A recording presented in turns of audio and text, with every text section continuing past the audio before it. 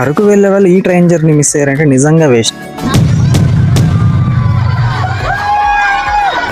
ఈ video shoot చేసి almost 1 year అవుతుంది. అప్పుడే అనుకున్నా ఎప్పటికైనా ఒక వ్లాగ్ చేస్తా అని. ఫైనల్లీ ఇప్పుడు కుదిరింది. నేనైతే అరకు సోలో ట్రిప్ వేసాను. ముందు భారతపురంలో బస్ ఎక్కేసి వైజాగ్ ద్వారకా నగర్ లో నైట్ స్టే చేశా. మన ట్రైన్ మార్నింగ్ 6:30కి, సో ఎర్లీ మార్నింగ్ స్టేషన్ కి వెళ్ళి ట్రైన్ ఎక్కేసా. మన ట్రైన్ పేరు కిరండోల్ ఎక్స్ప్రెస్.